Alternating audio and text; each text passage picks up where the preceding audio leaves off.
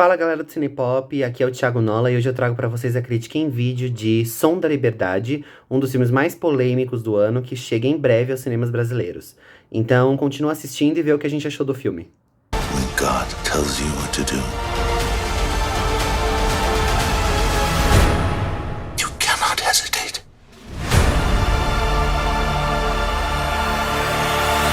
Antes de começar a falar do filme, eu quero deixar bem claro que eu estou analisando a obra cinematográfica e não estou falando sobre o próprio Tim Ballard, né, que serviu de inspiração para a produção do filme.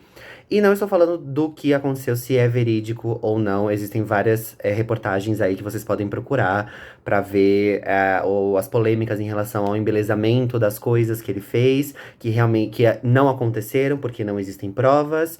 Então, eu vou focar especialmente no filme. E logo de cara, eu já vou falar que o filme é muito, muito fraco. E de longe é um dos piores do ano. Porque o filme é mal feito. Ele tem uma intenção muito boa, ele tem uma mensagem muito importante, porque o filme fala sobre o tráfico sexual de crianças, principalmente na América Latina. Mas a condução do filme deixa a desejar em todos os aspectos. A gente tem o Jim Caviezel interpretando o Tim Ballard. Ele também não faz um trabalho muito bom, ele faz um trabalho unidimensional e que muito repetitivo. O elenco tá muito fraco. A gente tem vários estereótipos quando vão retratar a América Latina. Então, já deixo claro que o filme é bem fraco como obra cinematográfica. Independente se a história é inspiradora, se a história é verídica, se a história foi embelezada ou não. A história acompanha o Tim Ballard, que é interpretado pelo Jim Caviezel. E o Tim, ele trabalhava como um agente do governo estadunidense e ele foi responsável por descobrir um dos maiores esquemas de tráfico sexual infantil. E ele é responsável também por ter resgatado dezenas de crianças das mãos de traficantes sexuais na Colômbia. A primeira cena do filme não foca no Tim Ballard, apresenta uma cena muito bem feita, inclusive a primeira sequência do filme é muito bem feita em relação à fotografia. A gente tem um apreço pela simetria, a gente tem um contato, a música, que é uma música diegética e metadiegética, o que significa que ela faz parte do filme e não faz parte do filme ao mesmo tempo. Então eu acho que foi bem construído pelo diretor Alejandro Monteverde, ele fica responsável pelo projeto. E apresenta duas crianças que são chamadas por uma caçadora de talentos, né? E o pai delas leva as crianças para poder fazer um photoshoot. E quando ele vai buscar, elas não estão mais lá. Elas foram sequestradas, foram levadas pelo grupo pelos líderes, né? Que comandam essa operação de tráfico sexual infantil. E eles nunca mais são vistos. E essas crianças são muito importantes porque é o foco temático do longa-metragem. Claro que fala sobre as outras crianças. A gente tem o Tim Ballard conseguindo resgatar uma dessas crianças no segundo ato do filme.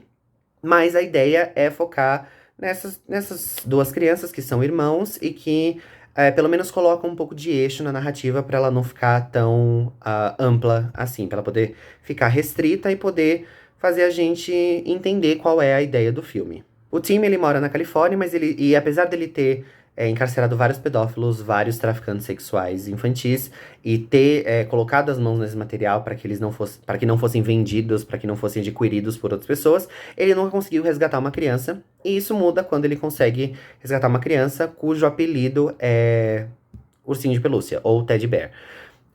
O nome, na verdade, da criança é Miguel, e ele descobre que o Miguel tem uma irmã que se separou dele nesse sequestro, e ele tá desesperado porque ele quer encontrar a irmã. E o Tim, ele resolve viajar pra Colômbia. Ele entra em contato com um ex-traficante de drogas que cumpriu a pena e agora ele é responsável por comprar essas crianças dos traficantes sexuais para poder libertá-las. Então, ele trabalha na surdina e o apelido dele é Vampiro, interpretado pelo Bill Camp. Ele mora lá na Colômbia. Então, eles unem forças para poder criar um esquema muito, muito complexo para poder, pelo menos, resgatar o máximo de crianças que eles puderem e colocar os criminosos atrás das grades. A ideia do filme é muito boa. Como eu já falei, eu não vou entrar no mérito das histórias serem verdadeiras, se bem que o Tim Ballard falou que essas duas crianças especificamente não fizeram parte da operação que ele comandou e que E tem as acusações de embelezamento, como vocês podem procurar no Google, em vários sites de notícia, várias reportagens. Mas, de qualquer forma, independente disso, toda a intenção do filme vai por água abaixo, porque, como a gente sabe, até o inferno tá cheio de boas intenções, porque o filme praticamente parece ter sido feito de última hora, ele é muito cru, a montagem é péssima. Vou começar a falar sobre a montagem primeiro, que é um dos aspectos mais aterrorizantes do filme, sendo bem honesto. O Monteverde, ele tenta induzir a gente a sentir alguma coisa em cada uma das sequências, e a montagem ela parte muito da ideia do crossfade, em que uma tomada tá desvanecendo enquanto outra tá surgindo e ganhando forma nas telas, então é mal feito. É, é por falta de outra palavra, é muito brega. Parece que o filme ele foi feito por um amador. E parece que as cenas não se combinam. É uma montagem muito, muito fragmentada, que mostram algumas sequências, algumas montagens que parecem ser importantes, mas que são completamente deixadas de lado, conforme o filme vai seguindo. Então, nada faz muito sentido. O roteiro é praticamente inexistente. Cada diálogo desse filme, com exceção da primeira sequência que eu falei, que é a única coisa boa do filme, cada diálogo parece ter sido pensado por uma inteligência artificial, um chat GPT da vida, porque é extremamente formulaico, é extremamente clichê. Tem uma fala em que o personagem do Bill Camp literalmente fala, depois deles resgatarem as crianças, tá ouvindo isso? É o som da liberdade, e é simplesmente grotesco o jeito como foi escrito esse roteiro. Então ele é praticamente inexistente.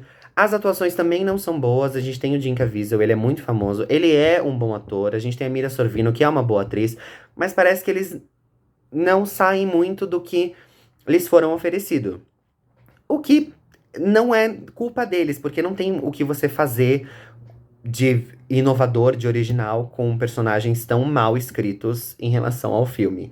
Eles são muito unidimensionais, você sabe o que vai acontecer, você sabe qual vai ser o andamento, e chega no final a gente fica não frustrado, porque a gente já sabe como vai terminar o filme.